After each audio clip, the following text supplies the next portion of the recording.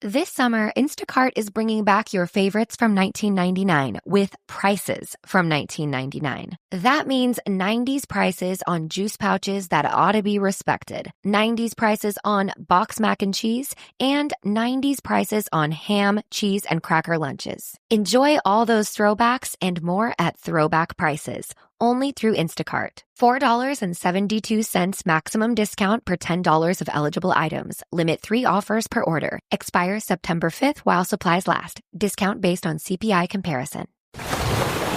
Brace the rudders! Raise the sails! Raise the sails! Captain, an unidentified ship is approaching. Over. Roger. Wait, is that an enterprise sales solution? Reach sales professionals, not professional sailors. With LinkedIn ads, you can target the right people by industry, job title, and more. We'll even give you a $100 credit on your next campaign. Get started today at linkedin.com/results. Terms and conditions apply. Hello and welcome to Just Films and That with me, Josh Hallam. And me, Alice Oliver. This is the podcast where we talk about films that we think are underrated, underappreciated, or we just wanted to talk about them. We're also going to get stuck into some classic films that one of us maybe hasn't seen, and maybe throw in some great guests along the way.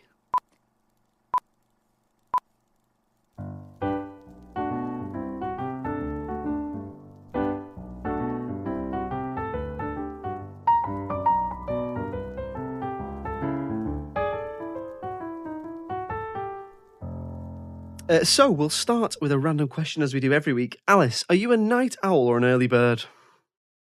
I am definitely an early bird and not really like trying to be.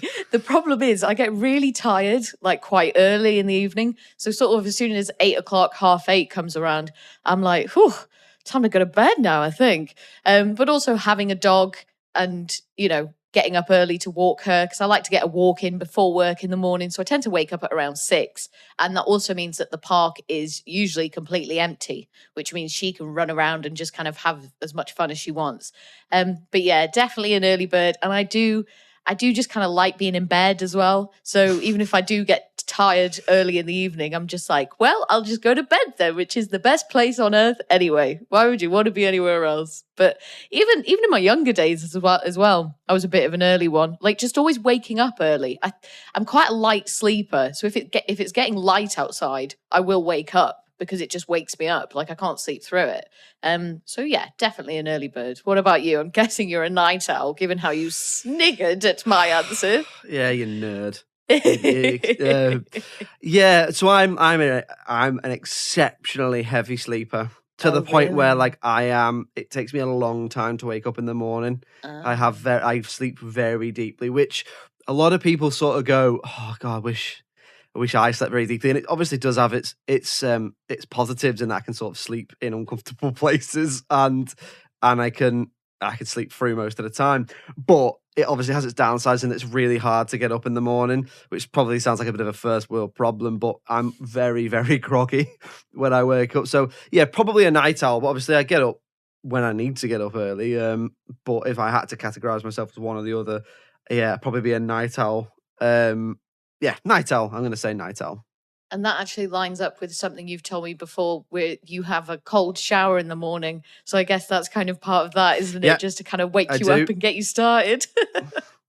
It's how I wake myself up. I've tried so many different things. Like I can turn my alarm off in my sleep. Yeah, I've done that about twice in my life. Yeah. Yeah. So I can get up and walk across the room and turn the alarm off and get back into bed. And it doesn't... you full on walk. Yeah, and it almost doesn't register that I've done it. And I've tried stuff like putting a Post-it note on the alarm to be like, don't turn me off. But nothing really works. So the only thing that works, if I absolutely have to be up at a certain time, I have to say to my other half, who is a very light sleeper, you've got to wake me up tomorrow. Yeah. How does she do it? How does she wake you up? Is it like sort of... She usually goes, get up. Oh, yeah. Or puts the light on or rips... She's like, put the light on. She's taken the duvet off. She's put a hairdryer on. And I've still slept through. Honestly, I don't know what's the matter with me, but yeah, the only thing that does wake me up is a cold shower, which is awful. But there we go.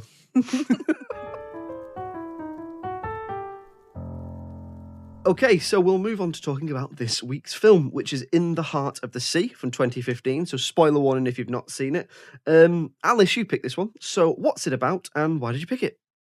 So, In the Heart of the Sea follows the story of a man named Thomas Nickerson in 1850 as he retells the tale of what happened on a whaling ship named the Essex some years ago in 1820. An author named Herman Melville has asked to hear the story, which will inspire his novel Moby Dick. We follow young Thomas, played by Tom Holland, as he joins the crew of the Essex, which includes Chris Hemsworth as Owen Chase, Benjamin Walker as Captain Pollard, and a few other familiar faces.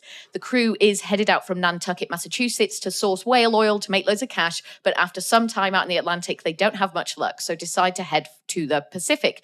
On their way, they meet another ship captain who tells them he saw hundreds of whales out in the Pacific, but warns them of a giant white whale that destroyed his ship, killing 6 of his crew. Ignoring his warnings and desperate to make money, Captain Pollard and Chase decide it's a good idea to go anyway, setting sail for those bountiful waters. They soon discover that the tale of the gigantic white whale was true. It sinks their ship, leaving them on the much smaller fishing boats with limited resources, and from there we follow the seaman's journey as they try to stay alive thousands of miles from the shore with the whale pursuing them. So that's what it's about. The reason I picked it was that, so when I think it was sort of just after it first came out, I'd asked a couple of people to sort of sit down and watch it with me because I was quite interested in watching it, because I'm interested in sort of sea creatures and sea mammals in particular. Like I love anything that's got to do with whales, but I'm also very interested in sharks as well. You'll remember that I picked Deep Blue Sea some time ago.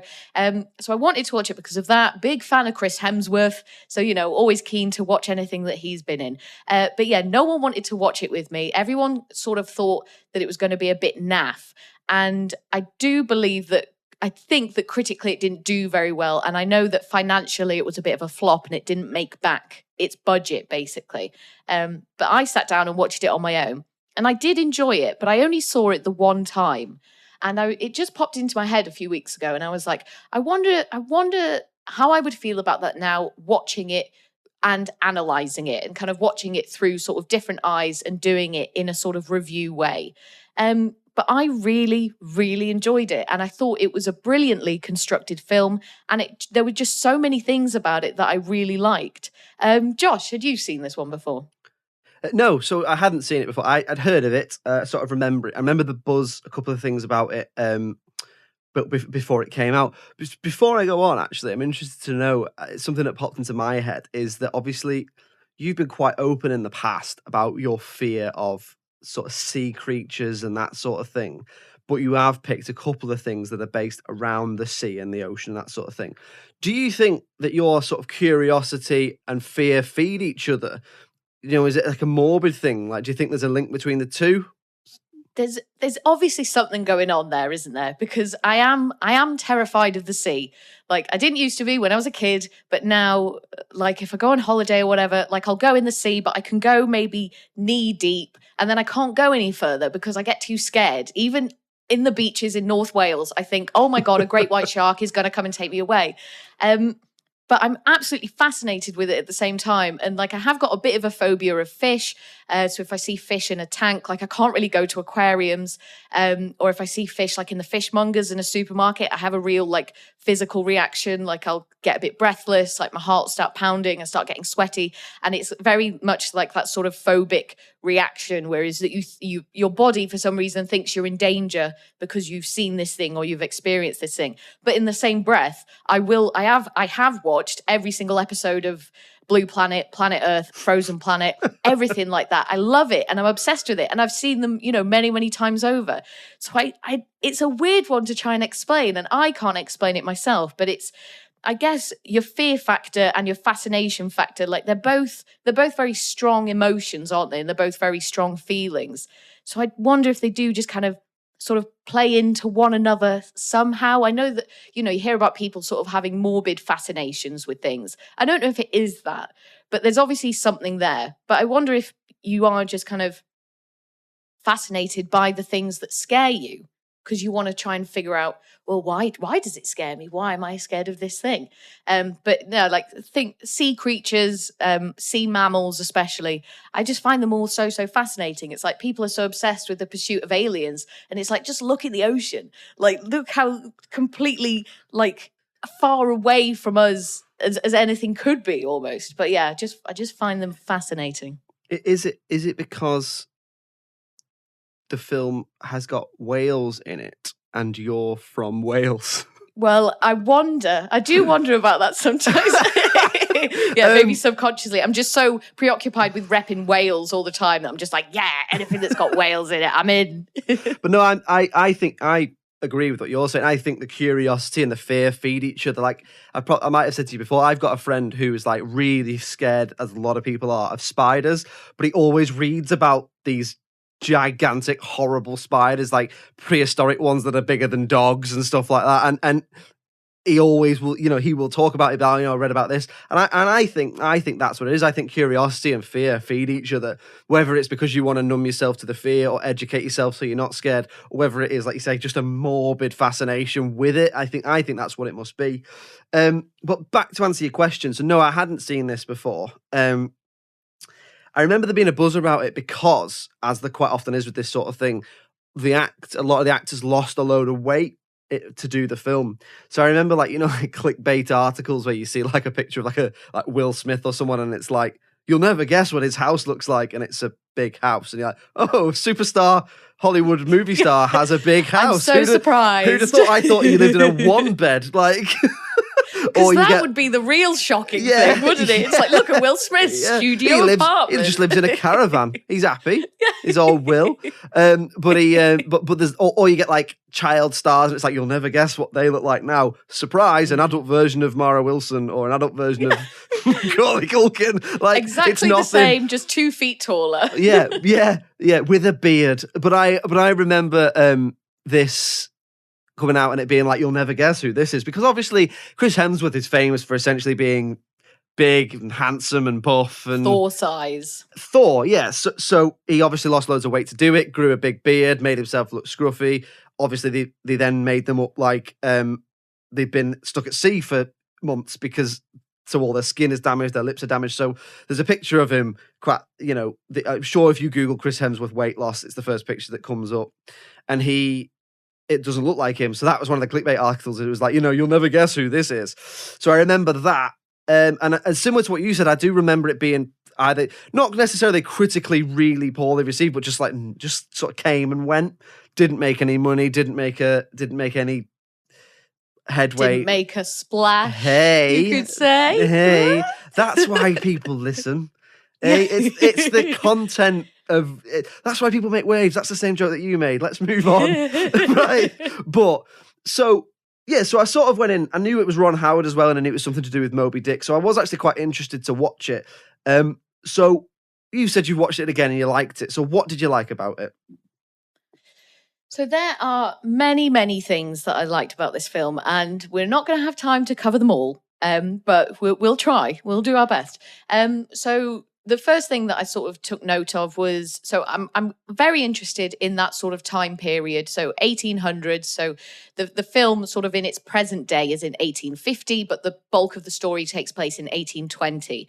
And I'm very interested with that time period, especially over in North America and everything that was going on there. I'm very interested in kind of finding out what life was like for those sort of first settlers and stuff. And that's a bit of kind of morbid curiosity as well, I suppose, because of how just kind of grim and horrific the whole circumstances around it was. Like all these people leaving this part of the world to go and find a better life and a new world, and then everything that happened afterwards, and just kind of how sort of horrific and brutal it all was. So I'm very interested in that. And with obviously the time period comes the aesthetics of it. So the streets look great. Loads of their outfits looked great. You've got the horse and carriages roaming about the place. Obviously there was tons of boats in it, and like loads of old school boats. And I always find that interesting to see. So I'm very interested in the topic of whaling itself. So it's just, you get sort of 2 very different attitudes towards it in the film, where obviously you've got the very sort of money-driven kind of capitalist obsessed people who want to kill these whales because they need their oil, and that's all they see them as. It's just cash. We just need the money, so we have to murder these whales. And then you've got in Tom Holland's character a kind of more innocent sort of viewpoint in it, and you get these moments where you can see that he's pained when he sees what they're having to do to the whales. So obviously they stab them with the harpoons. There's one whale that has a young calf next to it, and you sort of spend a lot of time with them, and he's obviously very pained by the whole thing. And more towards the end of the film, Chris Hemsworth's character, Owen Chase, and then Captain Pollard, they get a bit of that as well, where they sort of realize, oh God, like, what are we doing? Like, is this right? Is it right to be sort of just so blinded by the pursuit of cash that we put these obviously very intelligent creatures through such horrors and then eventually kill them? So I'm interested in that. I thought the score was great. I thought the music did a really great job at kind of building tension. Like, it wasn't all like, so it wasn't too much and it wasn't in your face and it wasn't really obvious like, oh, this is a sad piece now, so be sad, or this is a scary piece, so you need to be scared. It just felt on point to me. I felt like it was just struck the right balance of kind of striking the mood, but then not being too obvious about it. And I did notice as well that they use like some whale sounds within the score, or at least things that sounded like whales. And I thought that was really interesting, and just like a really smart way of kind of evoking all these feelings. And also at building the tension, because there would be a few sort of instances, you know, when they're sort of on the chase and you know, they're hunting these whales and they're getting close to them, and you've got like the pace of the music with like build up. So I thought the score was fantastic.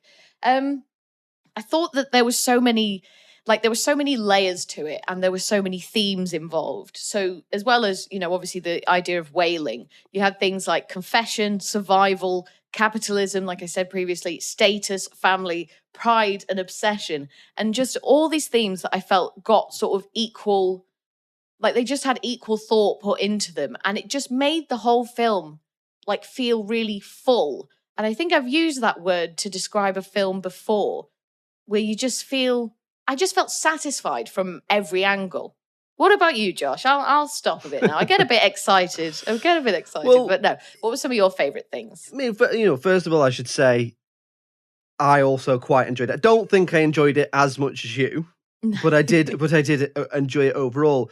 I mean, what you're saying about the soundtrack, I completely agree with you there. I thought it was really interesting that they layered the soundtrack in such a way that, like you say, they built in the whale song. So there's whale song all through the soundtrack, and that there's. Like, I didn't notice it at first, but then I did, and that I thought that was really interesting. I thought I don't know, added like a layer of tension, I guess, like you say, to some of the scenes where they're going after the whales. The first thing that comes to mind is, so obviously it's based on a true story. So what happened to the Essex is really what happened, or is what is depicted in the film. Captain Pollard is real, Owen Chase is real, Thomas Nicholson is real, and I thought a lot of effort went into it, from what I could tell, to make it really authentic and to immerse you in the world of 1820s. And I do want to make a point about that shortly, which we'll come back to, which is, I think that the authenticity of the film is both its biggest strength and partially its weakness as well. But I thought, you know, I didn't know anything about this world. And obviously the whaling scenes and whaling itself is quite brutal. It's very brutal. It's not an easy thing to see and an easy thing to watch. If you watch things like Seaspiracy, you see scenes in that way, you can, you know, it's not nice. It's not a nice thing. And I'd never really, I guess it's sort of an out of sight, out of mind, ignorance is bliss type attitude. I'd never really thought about what must have gone on. But I thought it was interesting. The authenticity was quite educational. I never really realized that they were using whale oil to do what they're doing in the film, which I think is essentially to power some of the towns and cities. So I thought that was really interesting. Obviously, all the sailing was quite authentic. It all seemed quite authentic. So I really liked that. Again, like some of the themes they touched on, particularly the theme of sort of experience versus status, was really interesting. So for the first part of the film, because it's kind of a film of two halves, really. The first hour is almost about whaling and status and all that, and the second half is essentially like a survival film, But the first half, there's a lot of stuff about the rivalry between Owen Chase, who's Chris Hemsworth's character, and Captain Pollard, who's Benjamin Walker's character. And there's a lot of stuff with Pollard comes from this sort of well-to-do, established Nantucket family who've always been in the whaling industry and were instrumental in setting it up and all that sort of thing. And Owen Chase is, he's worked his way up and he's hoping to become a captain and he's experienced. And there's a lot of butting of heads there between, well, you don't speak to me that way because I'm from good blood, and you're just a commoner. And well, you're just wet behind the ears, and just because you come from this family doesn't mean you know better than me. And I thought that was interesting in the way that ultimately, regardless of their rivalry, they both wanted the same thing. So I thought that was quite interesting. I thought it was a really good cast, really good cast. So you got Chris Hemsworth, Benjamin Walker, Tom Holland, Brendan Gleeson, Cillian Murphy, Michelle Fairley, Ben Whishaw, loads of really great actors in there. And I quite like the script as well. So I thought the script, a lot of it, because I know it's based on a book, which in itself is obviously the true story of Moby Dick, and I enjoyed some of the script. There's some particularly good lines from Brendan Gleeson's character, who's obviously playing the older version of Tom Holland. He says things like, because we were 14, we were in a hurry to be men. I quite enjoyed that, because that is what you like when you're a 14-year-old. I don't know what it's like when you're a girl, but when you're a boy, you're just desperate to not be 14. And then once you get into your 20s, you're just desperate to be back being 14 again. And some people, would argue that a lot of men never grow up. But or there's a line about, back in the day we thought the earth was flat and sailors feared sailing off the edge of the earth, and now we were sailing off the edge of insanity, or off the edge of sanity. I thought that was a really good line. So some really, really colourful dialogue in there that I thought painted a really good picture of, particularly of around the time, which again fed into that idea of authenticity. I thought the CGI was pitch perfect. The CGI was, obviously I don't think there's any real whales in it from what I can tell. So everything must be CGI, or a great deal of it certainly is. So I thought it was good. Overall. I'd be interested to know what you think about the critical reception when we come to that. I think back to what I was saying about authenticity. So I've said the word authentic a lot, but but for me, the authenticity was the greatest strength of the film. But one thing I would say is, because it was so keen to immerse you in that world of whaling and of boats and of sailing and all that, whaling and sailing, should I say? There wasn't much exposition around what they were doing. So there was times when some of the characters were perhaps in peril on the boats, or they were doing stuff and it was like, this isn't working. But if you don't know anything about sailing, there was a couple of scenes of action, so to speak, where I got a little lost and I was like, well, I don't understand why. If this is jammed, I don't know anything about sailing. So I think they could have perhaps done with, perhaps treating Tom Holland's character, because he's so young, as, having him do a bit of exposition, either via the narration or someone explaining to him, well, what does this mean? And I don't mean so much as to spoon feed you, but just a little bit more information about what they were actually doing and what whaling was. Perhaps that would have been to the film's detriment. I'm not too sure, but there was just a few times when I became a little lost with it. One thing I will say is that it's set 30 years ago, and Tom Holland's meant to be 14, and Brendan Gleeson, that would make him 44. And there is absolutely no way. Brendan, sorry, he's about 65. He looks about mid-60s, but doesn't he? I suppose people did age. He did nearly starve to death. Spent a lot of time in the sun. That does a number on you. Yeah. Spent a lot of time in the sun, and is clear. Is shown to be an alcoholic. So yeah, exactly. You never know. But no, overall, I enjoyed it.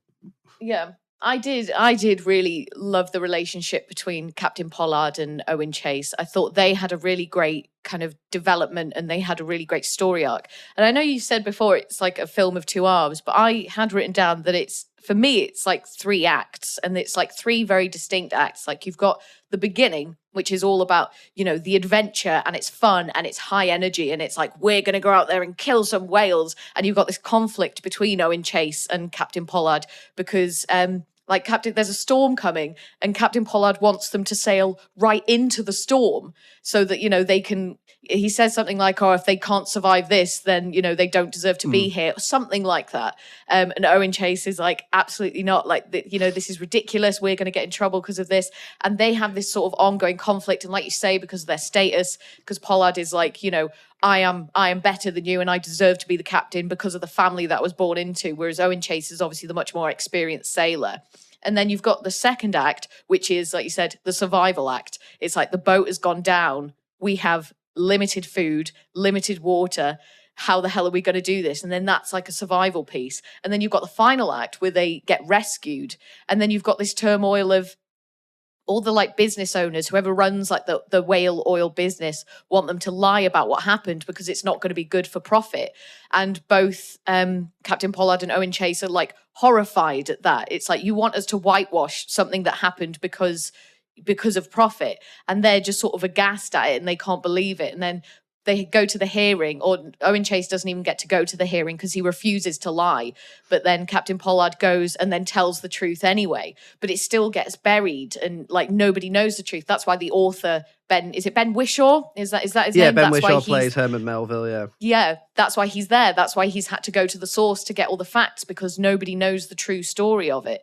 And that just kind of really made me think of like how sort of, I guess like how isolating your own life journey is. It's like we saw what these guys went through. So Owen, Captain Pollard, and the rest of their crew. Cillian Murphy as well, who I completely forgot was in this. Cillian Murphy was brilliant in this film. So you've got all these guys who have been through something just unbelievably horrific that you just could not possibly fathom unless you were actually there. And they get back home, they make it home, they somehow survive, and all they get told is, nah, but you can't tell anyone though, because that would be bad for our business.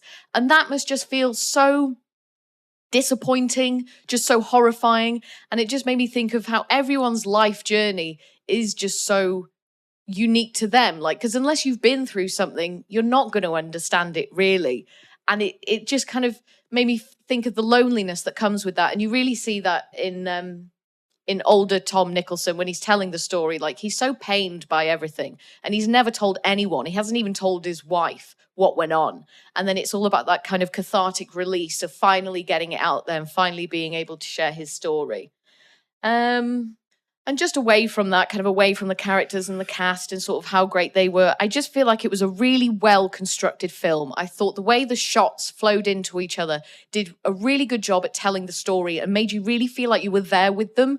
So the camera would very often just be in sort of quite random and unexpected places, like it would be on the floor, or it would be on one of the barrels of oil, or it would be in the rowboat next to them getting water spray all over it. And that really kind of immersed you into the story, I thought. And I just think it did such a good job at creating this sort of this dramatic, kind of scary, but then also a bit of an adventure kind of feel to the whole thing. Yeah, there's a lot of really great, like you say, really great shots in there, from little intimate shots of these cramped situations that they're in on a boat to these fantastic scenic shots of open water. Like, even so, when they get to the scene where they're all sort of living and surviving on the little rowboats, it does a really good job of making it feel sort of hopeless and claustrophobic, despite the fact it's in this vast space. I thought that was really good. So no, I know what you mean. Like, I completely agree with you there. It was very well constructed. And just like you said as well, a few good lines of dialogue when the boat, so the white whale has sort of rammed the boat to the point where then when it starts sinking and the captain just has to go, prepare to abandon ship. And it's like, it's quite simple, but just so horrifying at the same time. It's like you're 2,000 miles away from shore and now you're having to abandon ship. And it just really highlights the kind of the isolation of being lost at sea. It's the same with like space films. Like, if something goes wrong, like you're screwed. Like you're so limited to what you can do, and it's horrifying. And the thing of it all being on a boat as well, like I don't know if you've seen Black Sails, but that's all about pirates and that's all on boats, but brilliant television show.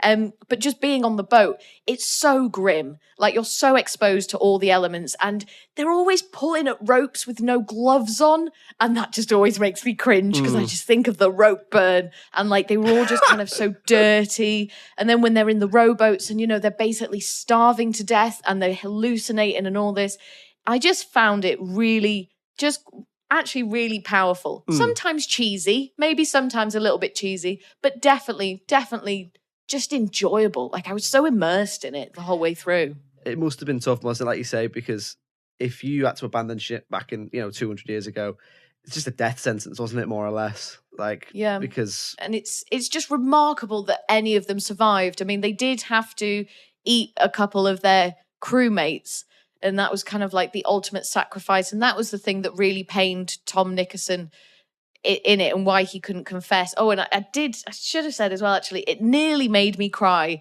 There was one moment that made me cry, and that isn't often with films. And I don't know if I was just maybe feeling particularly emotional or whatever, but when he's telling the story of that, when they ate one of their crew, had to eat one of their crew members, to survive.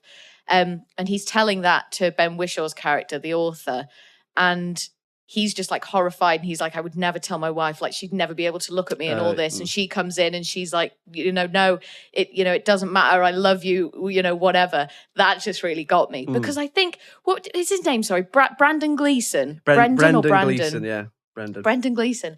I think he does such a good job at like depicting this really sort of pained older man. Like he's got this torture within his soul that he just has to kind of get out there. And I think he does that really well, and you just really feel for him.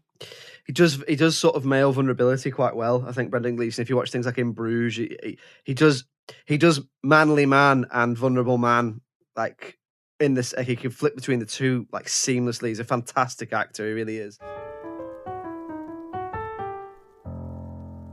So we'll move on to talking about things that we perhaps didn't like or we would change about the film. Now, I don't get the impression there is much for you on this one, Alice. Is there anything at all? The accents. Yes. The accents. So Chris Hemsworth trying his best to do a Massachusetts accent. It's not good. It's a little bit distracting. He either loses it a little bit towards the end or gets to grips with it so it's not as noticeable, or I was just so immersed in the film that I stopped noticing.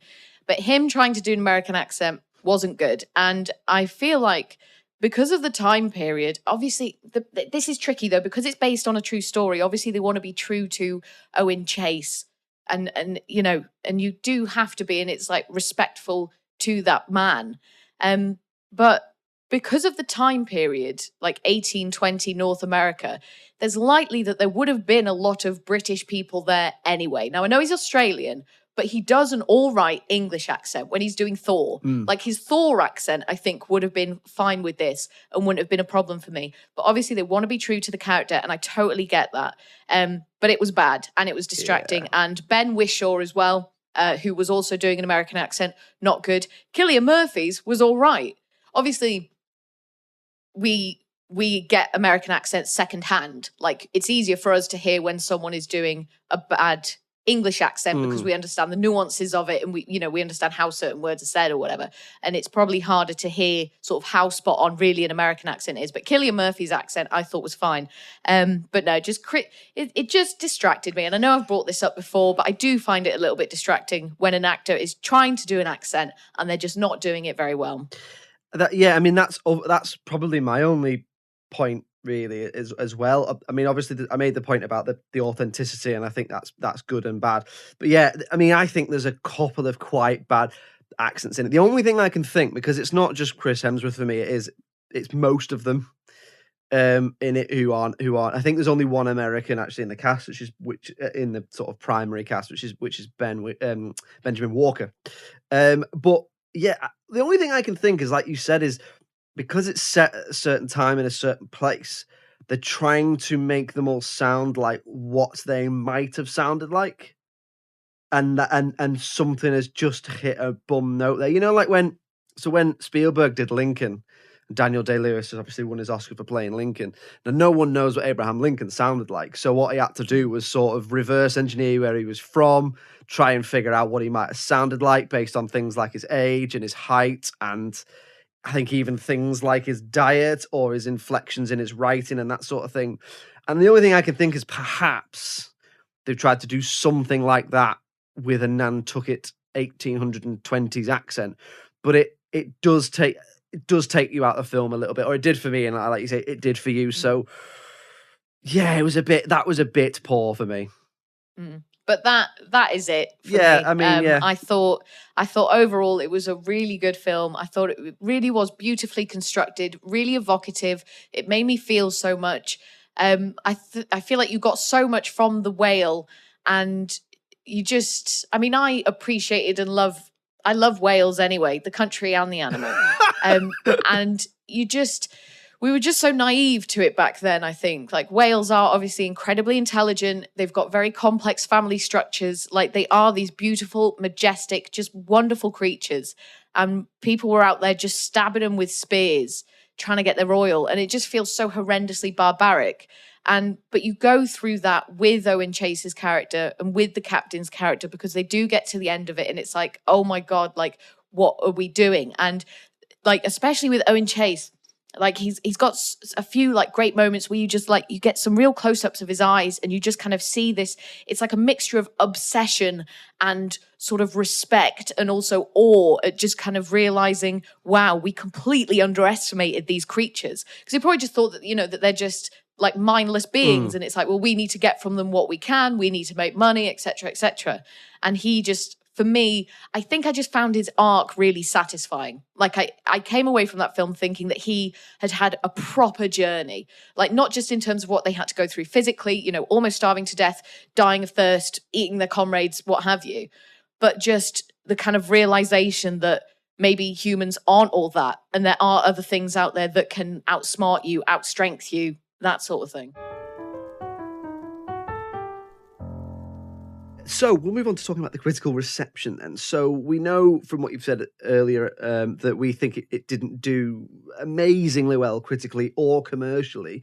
So what do you think? What do you think we're looking at in terms of a rating? So I definitely don't think it got up to a 7. I reckon we're probably looking somewhere in the 6 mark.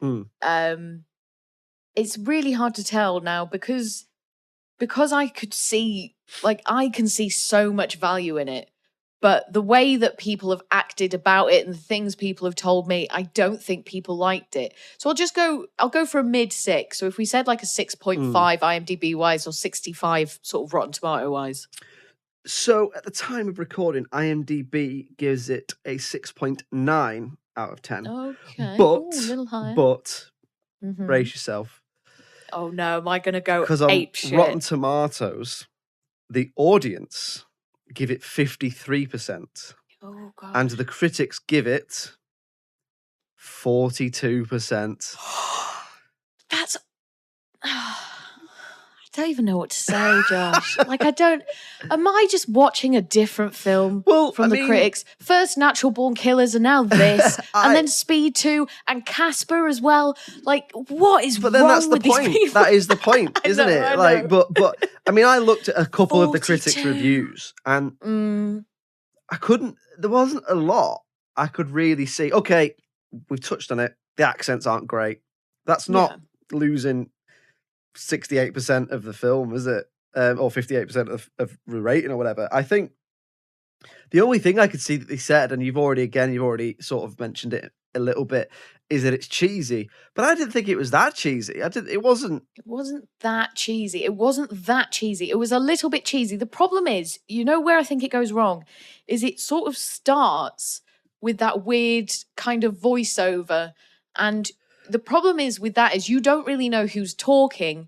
You don't know anything about the character and you don't know anything about the world yet. So I feel like maybe it just doesn't start strong, but that's literally just like the first 2 or 3 minutes of the film. The other thing as well that I reckon people don't like is the sort of like storytelling mode of a film. So it's like we're listening to a story being told, and that is what the film is.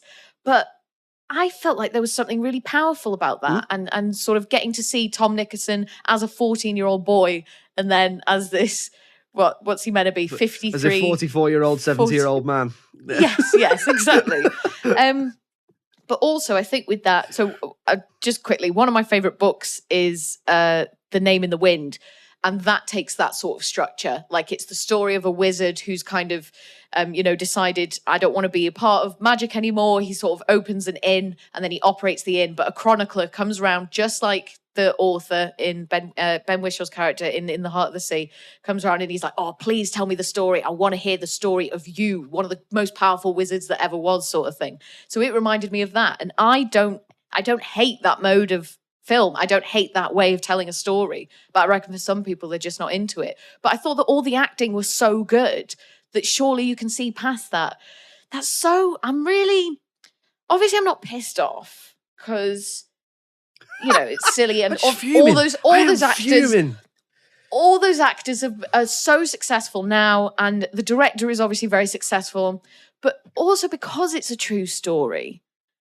Like, I just don't get what people don't see in it. But I'm sure this is the thing, isn't it? We're not all the same. We don't all have the same brains and the same eyes. So when I watch something and get really excited about it, I can't expect someone else to then feel exactly the same way. But no, so it's fine. But I'm more of your opinion than I am that it was bad. I mean, so for me, my sort of 10 cents worth is that it wasn't anything absolutely spectacular, but it was an enjoyable film, which I thought immersed you really well in the world, had a sort of educational aspect to it, and was quite interesting, really. So whilst I don't think it is anything, it's not mind-blowing, but I thought it was good. I thought it was a good, solid film.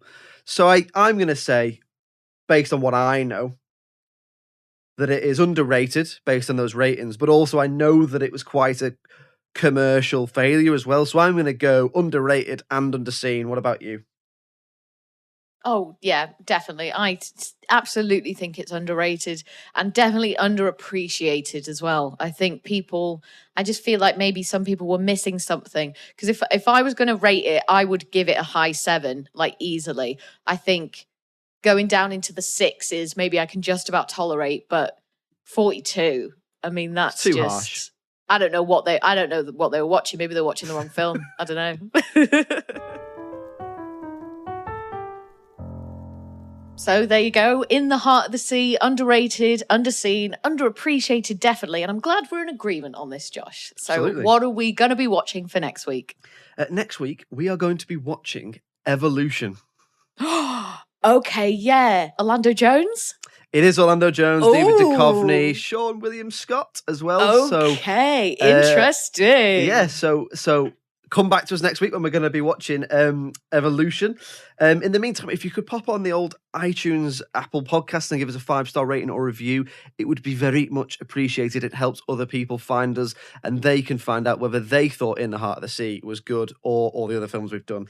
If you'd like to get in touch with us, it's filmsandthatpod@gmail.com, and we're on Twitter, Facebook and Instagram, just Films and That Pod. Also, we do have a website. It's www.justfilmsandthatpod.com. Alice, Oliver, thank you very much for joining me. Thank you so much, Josh. Pleasure as always. See you next week. Cheerio. Bye.